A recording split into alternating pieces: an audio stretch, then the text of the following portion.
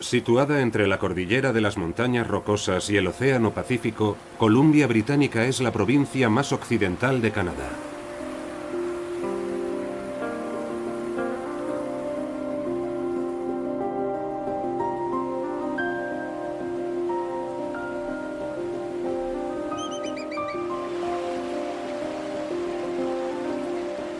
Su biodiversidad y su abundante fauna la convierten en una de las regiones más ricas del mundo, en la que el oso grizzly reina como dueño y señor.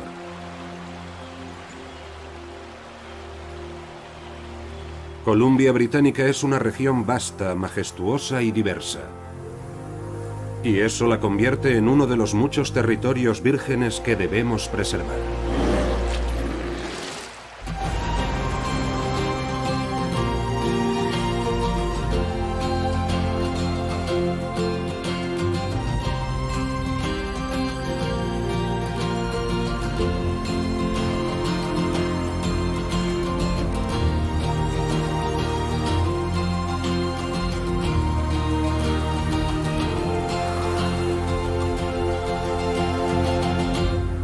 Columbia Británica, una tierra salvaje a preservar.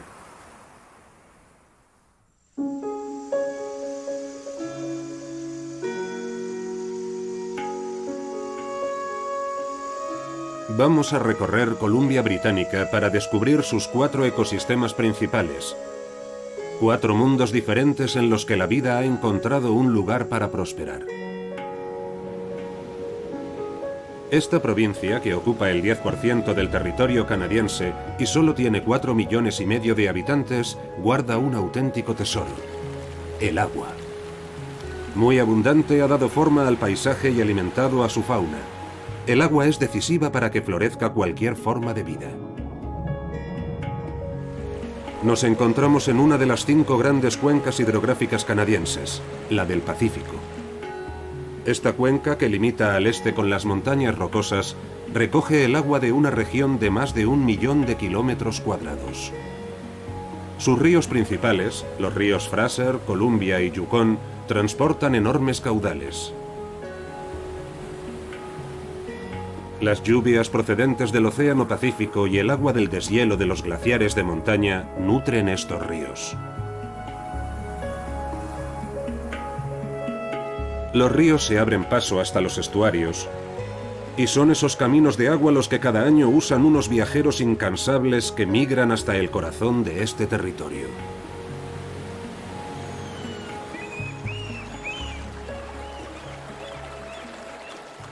Es la época de la carrera del salmón, cuando los salmones del Pacífico llegan para remontar los ríos. Poco importa que el recorrido esté sembrado de obstáculos.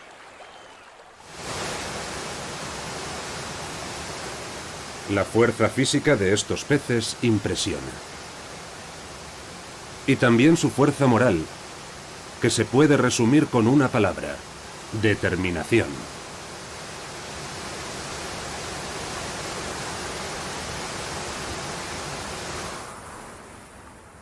Tras muchos años en el mar, los salmones regresan a los ríos que los vieron nacer.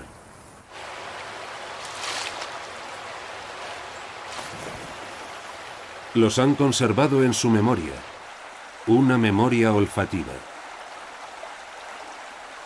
El olor del agua del río, cargada de minerales, impregna sus recuerdos. Y sin duda, su extraordinaria capacidad para orientarse en el campo magnético terrestre ayuda a estos peces a encontrar el lugar donde nacieron en el curso superior de los ríos.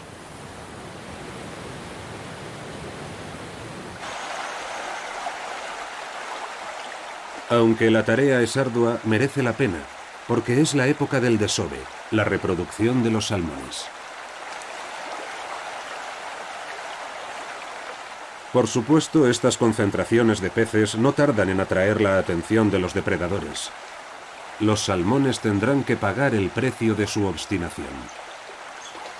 Porque si el río es el sueño de los salmones, el oso grizzly encarna su peor pesadilla.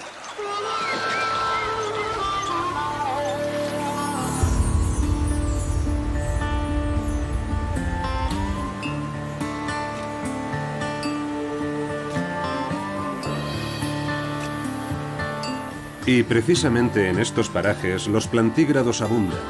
Están hambrientos y se acercan al río como quien se acerca a la pescadería de la esquina.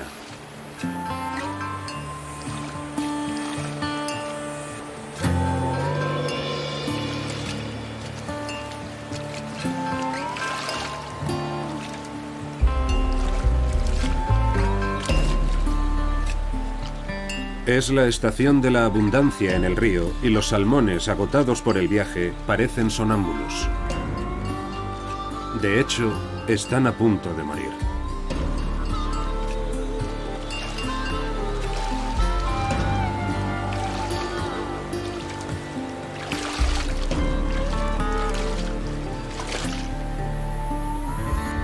Es un banquete al aire libre para los insaciables osos.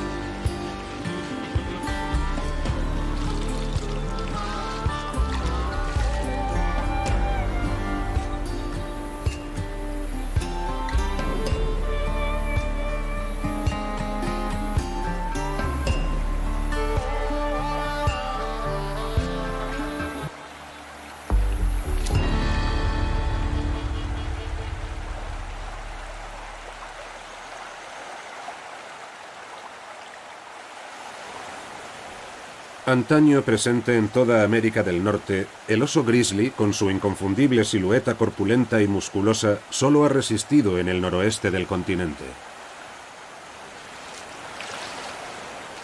Columbia Británica alberga ella sola a más de la mitad de la población canadiense de osos grizzly.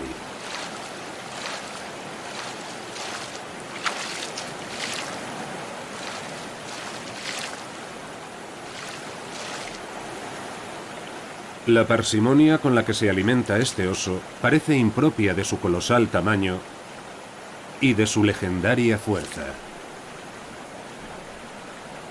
Los pueblos locales, que también lo conocen, dicen que un oso grizzly tiene 5 mandíbulas, una en la boca y 4 en los extremos de sus patas.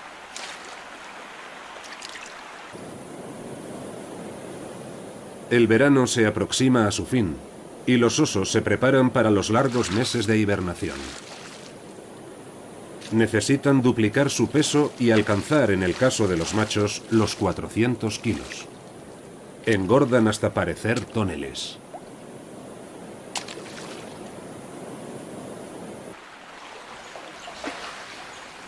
Cuando el bosque se torna amarillo, los osos tienen que especializarse.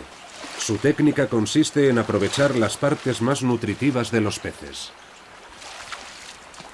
Los huevos de las hembras son el bocado más codiciado, y a continuación, la piel y los músculos del lomo, muy ricos en grasas.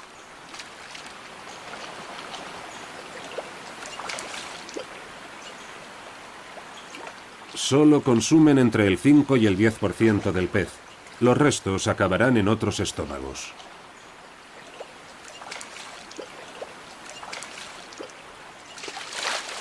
A su manera, los osos grizzly ayudan a dispersar por los ecosistemas próximos a los ríos los elementos nutritivos que contienen los salmones.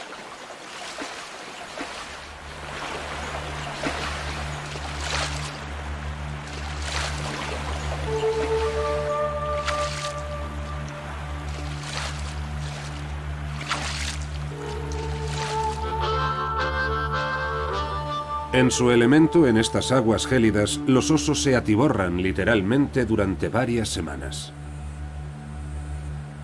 Esa estrategia les permite preparar eficazmente su metabolismo en previsión del largo invierno que pasarán encerrados en lo más profundo de sus oseras.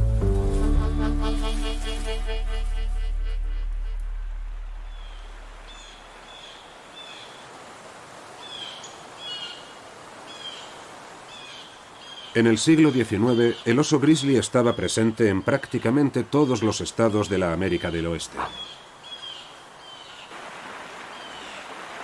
Poco a poco desapareció de la mayoría de ellos y hoy solo vive en el 2% de su territorio original.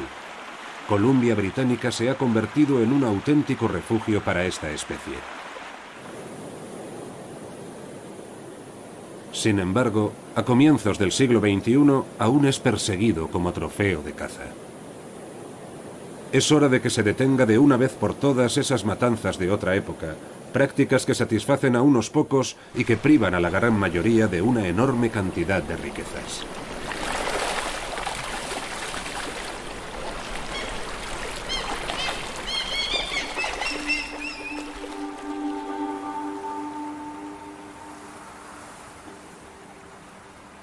En el pasado, los cursos fluviales representaban la abundancia para todos los pueblos del noroeste. Millones de salmones los transitaban y entre ellos el salmón rojo.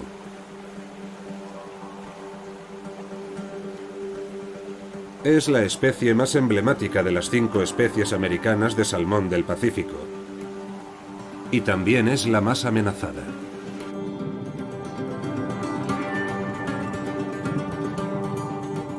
De regreso en el agua dulce del río, los adultos cambian su librea plateada que exhibían en el océano.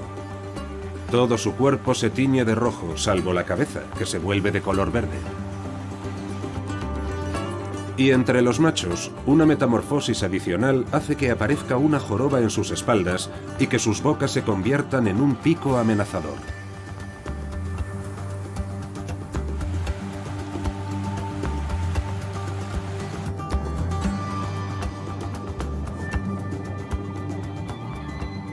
Cuando llega la hora de desovar, los ríos se transforman en campos de batalla, y los machos armados persiguen a las hembras con las que desean aparearse. La razón de ser de su pico queda entonces muy clara. Tiene que defender su rango y mantener a raya a los rivales.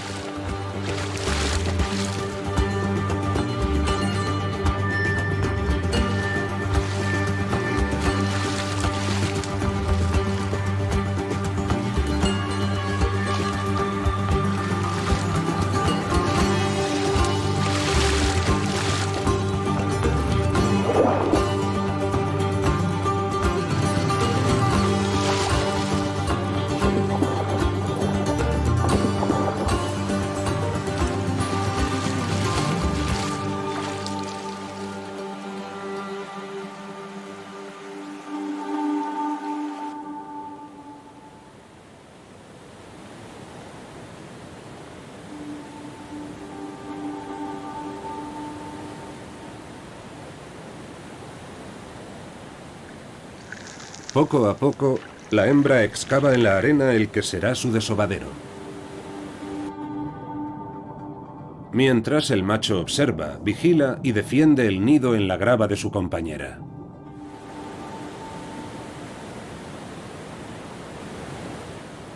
Pero para estos amantes acuáticos, la historia acabará trágicamente. Exhaustos y después de haber creado una nueva vida, finalmente perderán las suyas.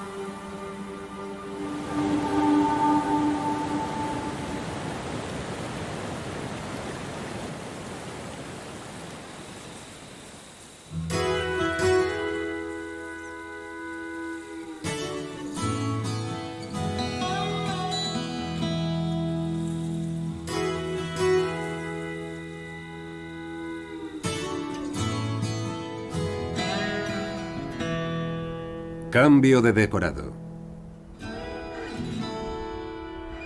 Bloqueando la humedad procedente del Océano Pacífico, la cordillera costera del oeste de Columbia Británica da lugar a las tierras semiáridas de la planicie interior.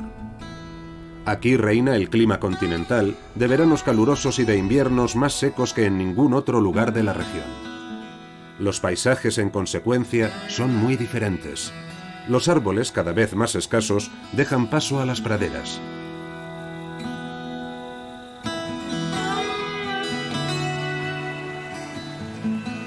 Los ríos que atraviesan la cordillera han esculpido este escenario mineral. A lo largo del río Chicoltín aparecen formaciones insólitas. Sobre los acantilados de arenisca quebradiza, los judús o chimeneas de hadas se alzan en el cielo. La palabra derivada del vudú refuerza su simbolismo. La mala suerte acompaña a quienes se lo cruzan en su camino. Formados por rocas duras, los judús han resistido mejor la lenta erosión que actúa sin descanso sobre sus paredes.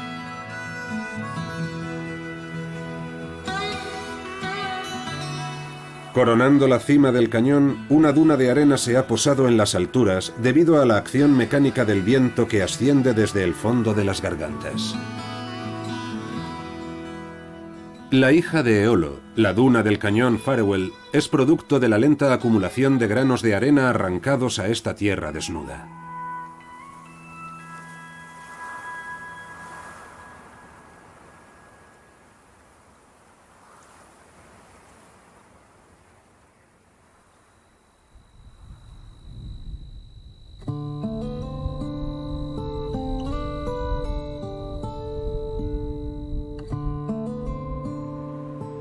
En las cumbres se dan cita los muflones de California. Ellos han establecido su morada en estos parajes secos y abiertos. Parientes próximos de los muflones de las rocosas conservan intacto su talento de escaladores. Perfectamente adaptados a la región, sus manadas comparten estas praderas con otro ungulado.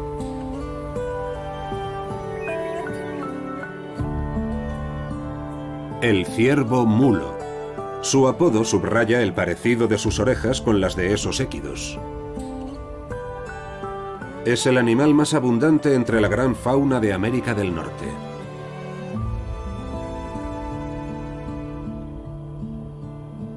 Esta hembra está en alerta y la razón de su ansiedad se esconde entre los arbustos.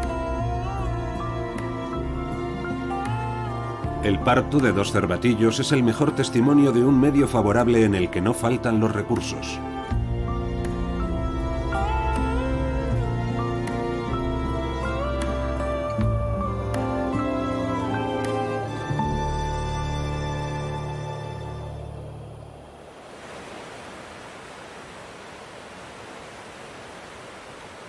Estos paisajes nos recuerdan que allí donde hay agua, hay vida.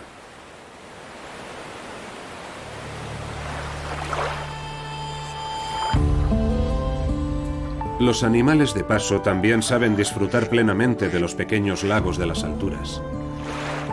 Los pelícanos americanos encuentran aquí el lugar perfecto para reproducirse.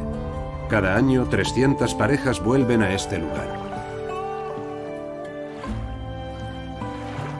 Estas grandes aves blancas son fácilmente reconocibles por su pico prominente provisto de la bolsa que caracteriza a su especie. A diferencia del pelícano pardo, su pariente del sur, este no bucea. Eso explica su técnica de pesca en grupo. Es cooperativa, compacta y sincronizada.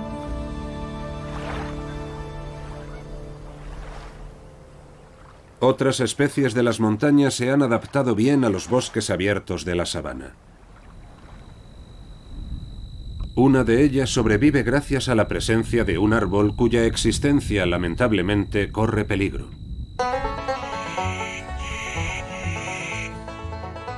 El pino ponderosa alimenta al cascanueces americano y este, a su vez, le presta un buen servicio, porque este pájaro, a pesar de no ser muy abundante en la región, es el mejor diseminador de sus semillas. Se podría decir incluso que es su mejor aliado.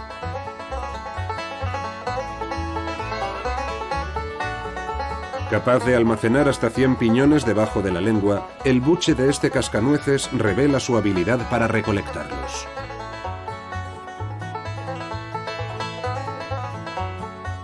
Los esconderá aquí y allá, confiando en su excelente memoria de córvido para recuperarlos más tarde, cuando llegue el invierno.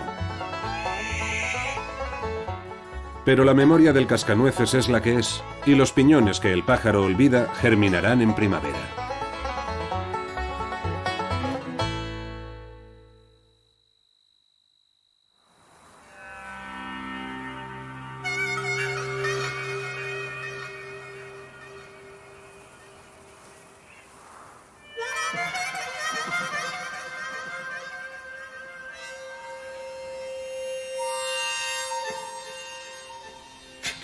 Nos aproximamos al extremo sur de la provincia, a los valles de Okanagan y de Silmicamen. Esta es la única región canadiense que acoge un curioso desierto de bolsillo, un hermano pequeño de los grandes desiertos de Estados Unidos y México, situados al sur del continente.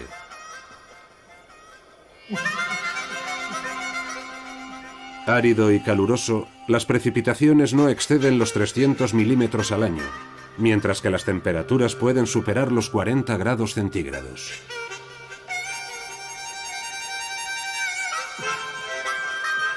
La vegetación de las estepas arbustivas se adapta perfectamente a este clima.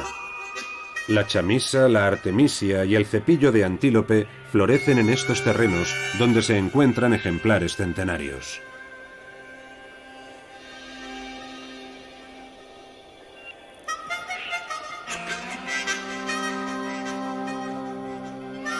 Y cuando miramos más de cerca, descubrimos una vida abundante de minúsculos artrópodos que parecen no temer a nada.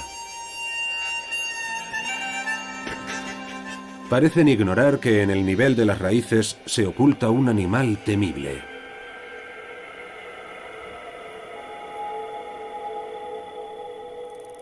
Su neurotoxina, 15 veces más potente que la de la serpiente de cascabel, hace que la picadura de una viuda negra sea motivo más que suficiente para preocuparse.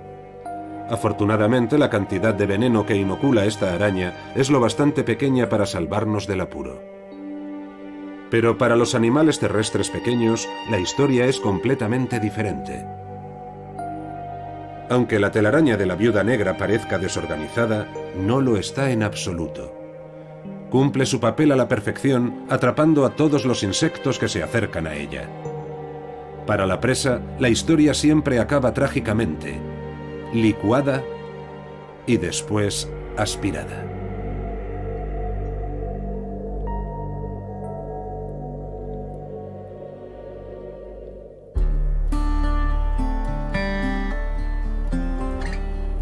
La proximidad de los lagos, combinada con el clima suave y el sol abundante, han favorecido la explotación de cultivos y de viñedos en estas tierras en las que la presión urbanística se intensifica.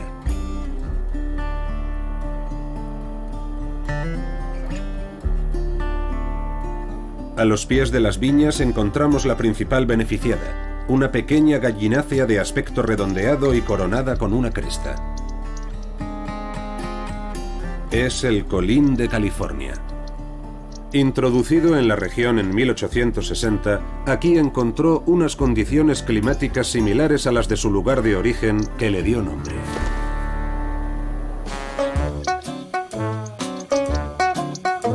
La vida de los colines es muy ordenada.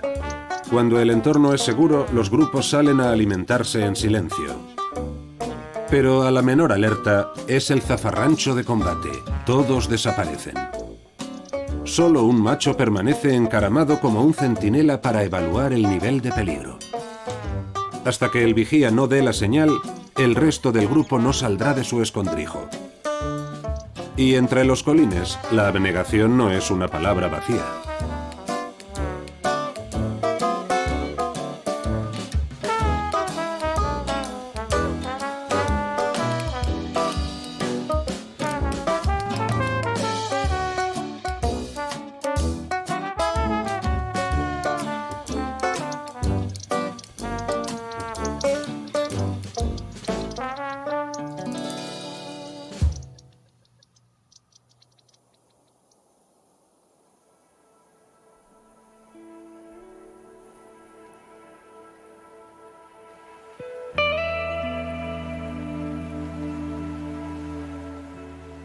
Hay un lugar que simboliza la unión de los amerindios con esta región.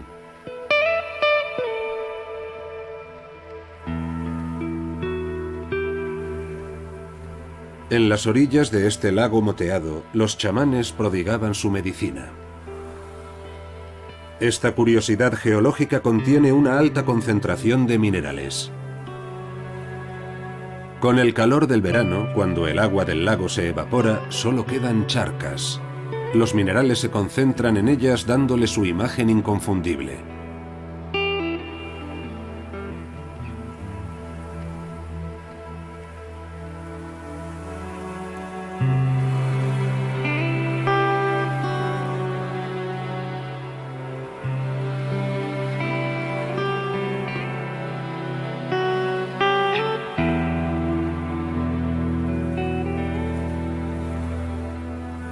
Estas tierras semiáridas son ciertamente el hogar de una fauna singular a pesar de la escasez de agua. La fragilidad de este sorprendente desierto canadiense reclama ahora toda nuestra atención.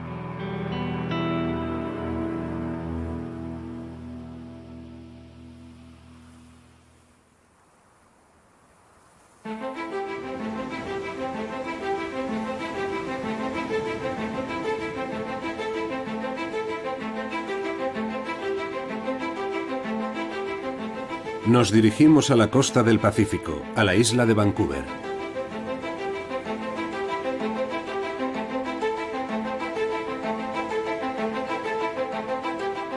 Tan solo la separan del continente algunos canales estrechos y brazos de mar. Atravesada por numerosos ríos y marcada por su accidentada orografía, la isla está cubierta de bosques densos, a menudo incluso impenetrables.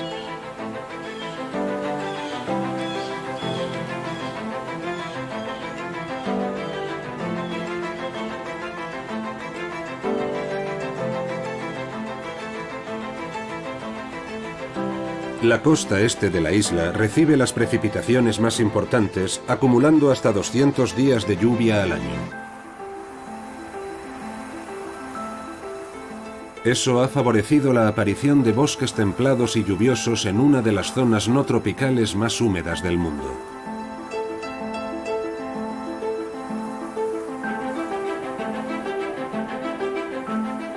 Aquí solo crece una pequeña variedad de árboles. La tsuga del Pacífico, el cedro rojo y el abeto Douglas son las más frecuentes.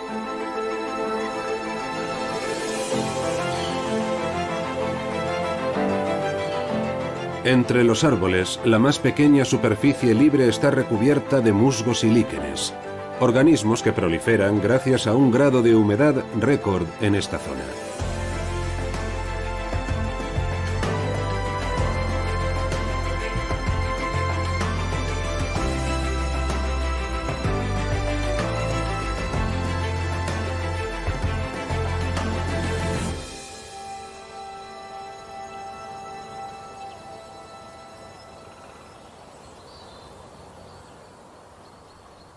Con estas condiciones climáticas no es sorprendente que viva aquí el mayor molusco terrestre del país.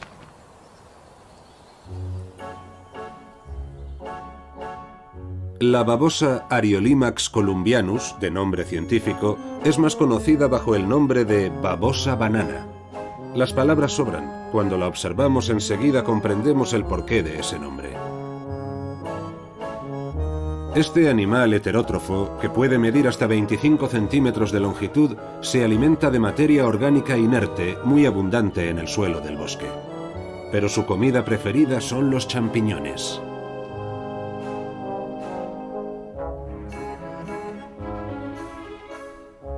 Y para dar buena cuenta de ellos, tiene una herramienta muy eficaz, la rádula.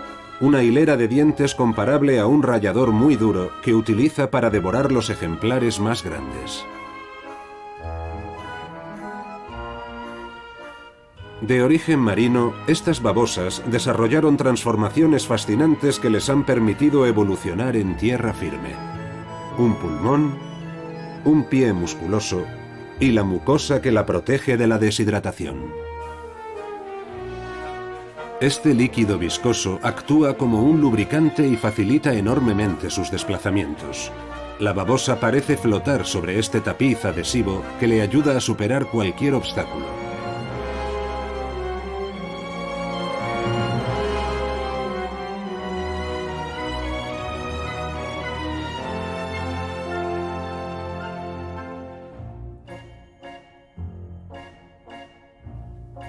Sin lugar a dudas, la babosa ha encontrado en estos grandes bosques lluviosos las condiciones perfectas para prosperar.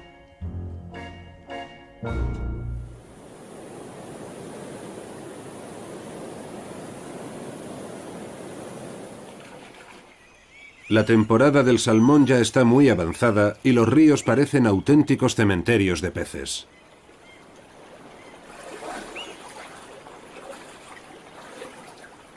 ¿Y qué decir del olor que invade sus orillas?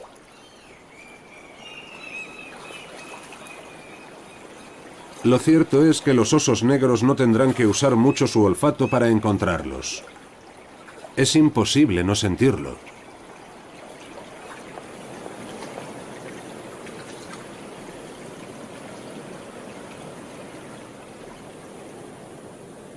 Estos osos son muy abundantes en la isla de Vancouver, y a diferencia del continente, donde comparten su territorio con otros osos más grandes que ellos, aquí son los reyes de toda la isla. No hay osos grizzly en las orillas.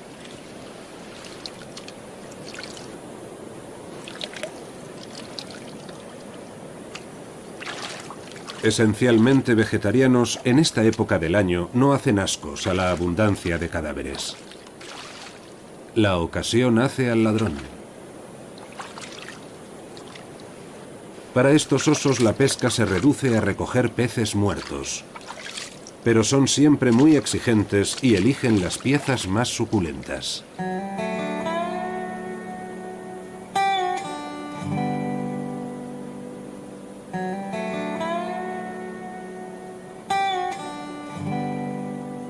Un águila calva observa la escena.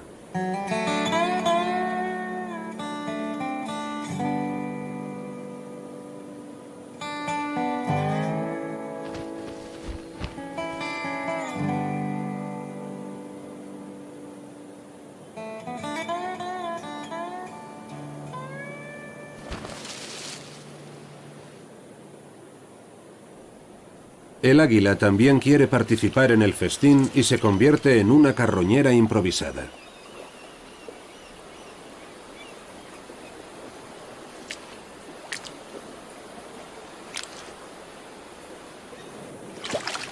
Siempre en busca de la soledad, el oso negro se aleja del río con su botín.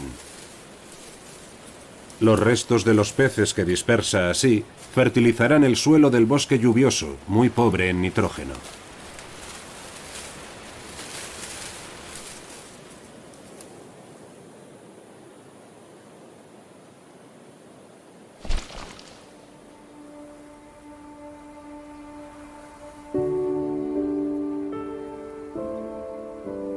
El 60% del territorio de Columbia Británica está cubierto de bosques.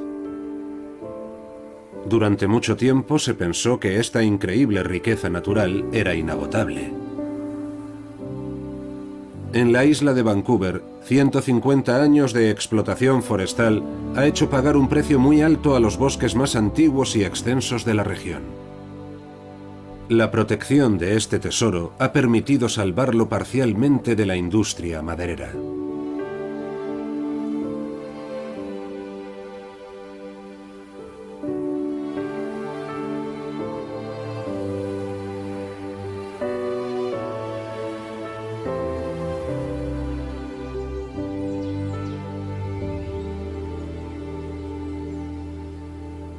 A pesar de su gran valor, los ejemplares más valiosos de estos bosques naturales han sido preservados de la tala. Como este gigante, un abeto Douglas de 70 metros de altura, salvado sin duda de la tala por un hombre maravillado ante tanta majestuosidad. 5 siglos de una vida vegetal podrían haber desaparecido en 30 minutos bajo el hacha.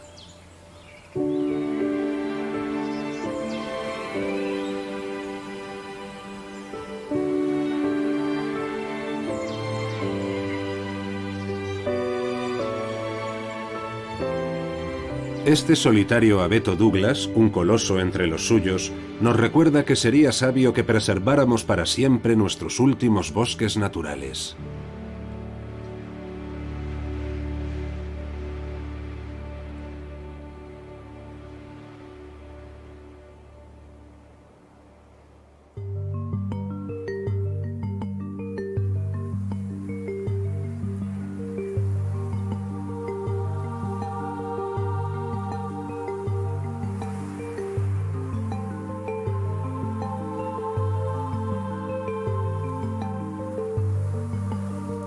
Empezamos la última etapa de nuestro periplo, que nos conducirá a las tierras altas de Columbia Británica.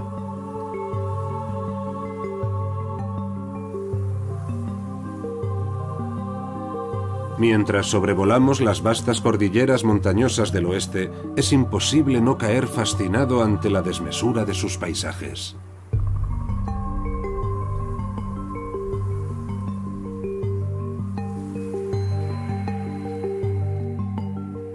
Las principales cadenas montañosas son las montañas costeras, las Cassiar, las Columbia y las Rocosas.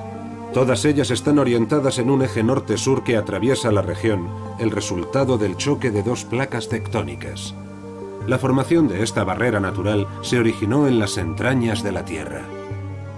Estas masas rocosas, que surgieron hace 70 millones de años, son el resultado de un sutil juego de fuerzas bajo la corteza terrestre. Sus cumbres están coronadas por glaciares continentales. Son masas de hielo con un pasado común, pero con un futuro incierto.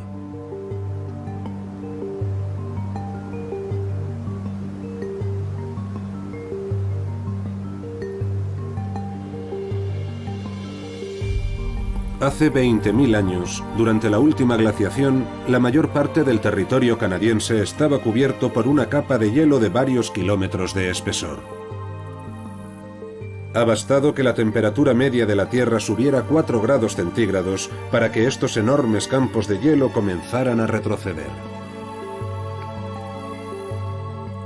Hoy, el papel que desempeñan estos campos de hielo es vital para la vida silvestre del oeste de Canadá. En los glaciares que cubren sus cumbres, las montañas almacenan la nieve invernal que después redistribuirán en forma de agua del deshielo en verano. Los glaciares son depósitos muy valiosos de este recurso natural.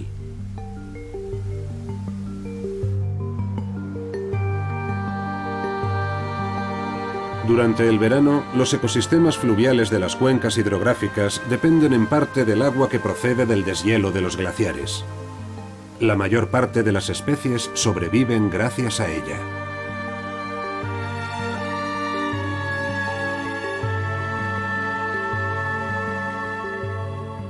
El retroceso de los glaciares, observado simultáneamente en todo el planeta, ha hecho pensar en una causa global. El calentamiento global es ya un hecho claramente demostrado.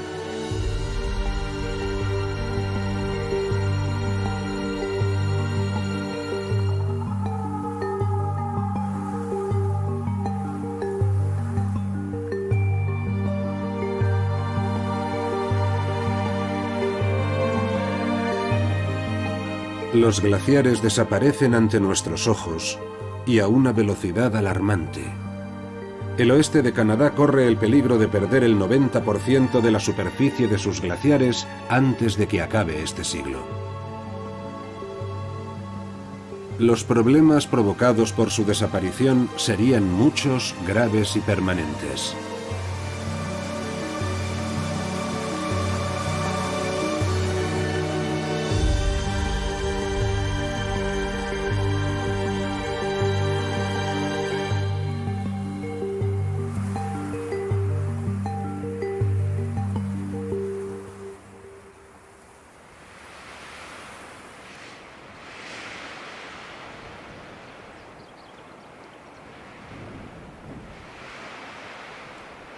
Considerando la fugacidad de nuestro paso por la Tierra, es natural que estas montañas nos parezcan eternas. Pero por muy imponentes que resulten, también ellas desaparecerán a consecuencia del paso del tiempo. Las zonas situadas a los pies de sus laderas son un testimonio de este desgaste lento y constante.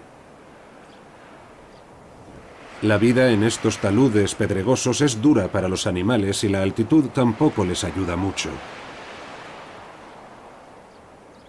Sin embargo, algunos han elegido instalarse en estas zonas repletas de rocas. El mejor ejemplo son, sin duda, las marmotas de las rocosas. Perfectamente adaptadas a este medio caótico, su metabolismo lento las obliga a tomar baños de sol. Ahora aprovechan los primeros rayos de sol para almacenar calor.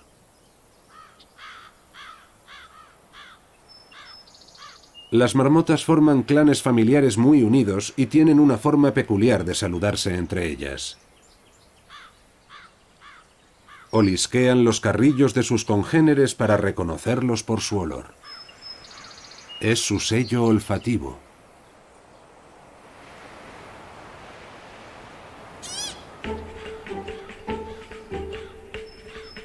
El silbido de un vecino atraviesa el roquedal. Con 140 gramos de peso y menos de 20 centímetros de altura desde la nariz a la cola, esta es la pica americana, el más pequeño miembro de la familia de los conejos.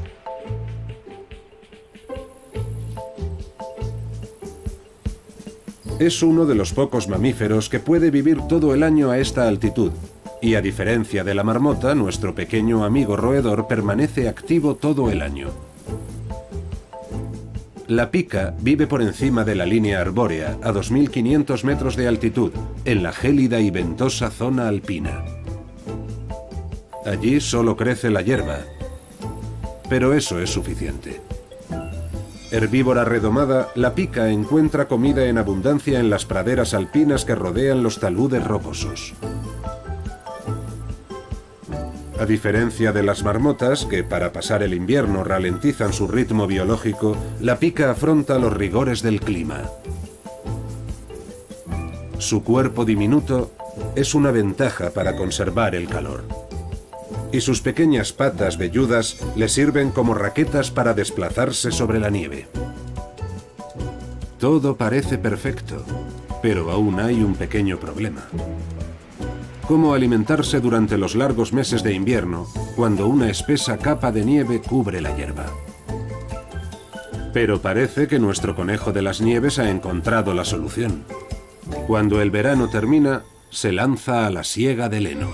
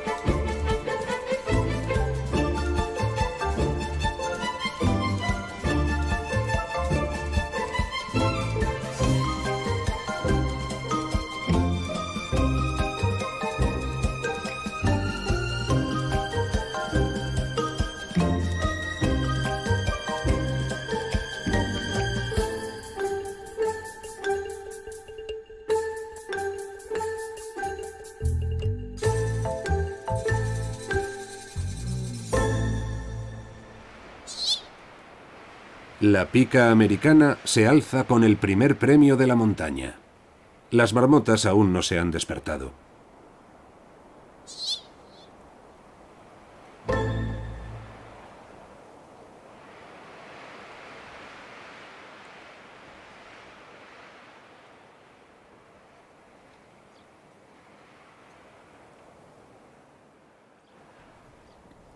Con sus frenéticas carreras entre las rocas, la pica encadena sus idas y venidas a un ritmo constante. La elección de las plantas es primordial. Las selecciona por sus buenas cualidades nutritivas. Una vez recolectadas, emprende un nuevo viaje a través de las rocas asegurándose de dejar marcas. Nunca se es demasiado prudente. Finalmente las oculta en alguno de sus numerosos escondrijos. Este es el lugar donde almacena y seca su cosecha.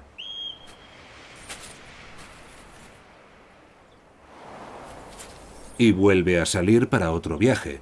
Trabaja sin descanso. Esa llamada de alerta es de una marmota. El mensaje es claro: sálvese quien pueda.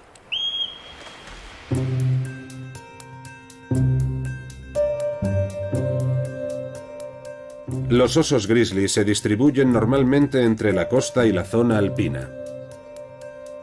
Capaces de desplazarse largas distancias, los osos migran desde las cumbres a los valles cuando las condiciones así lo requieren.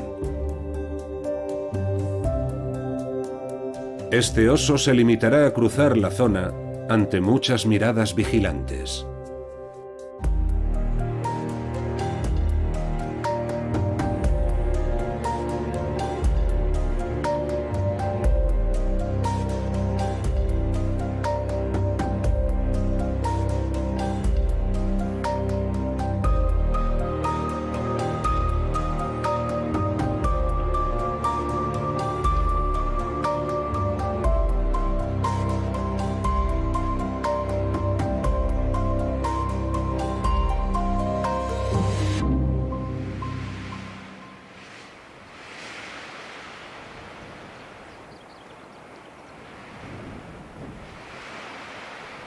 La historia podría terminar aquí, pero hay algo que la pica americana nos puede enseñar.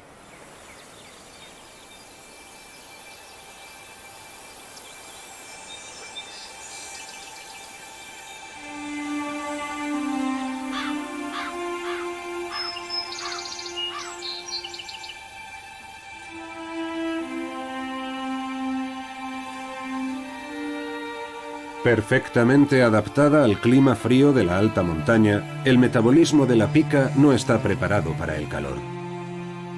Cuando la temperatura supera los 24 grados centígrados, muere.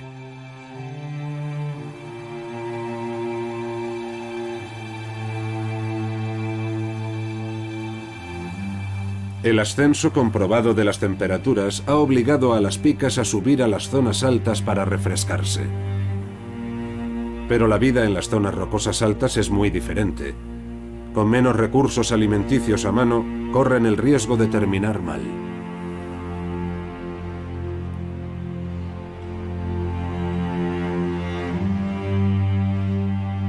Prisioneros de las cumbres, el futuro de estos pequeños animales está en peligro.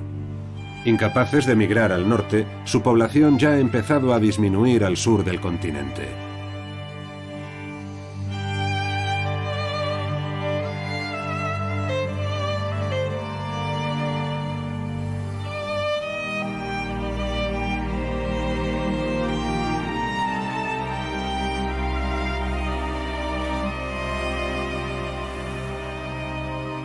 La pica americana se ha unido definitivamente a la lista de especies víctimas del calentamiento global.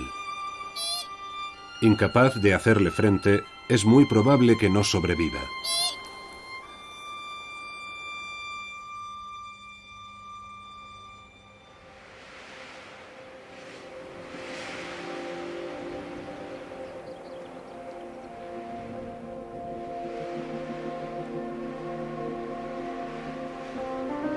Nuestro periplo por el oeste de Canadá llega a su fin.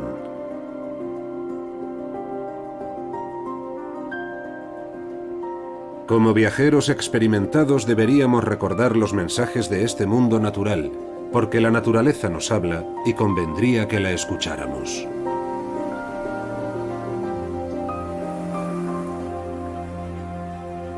La Columbia Británica es una tierra excepcional por la riqueza de sus ecosistemas y la biodiversidad que alberga.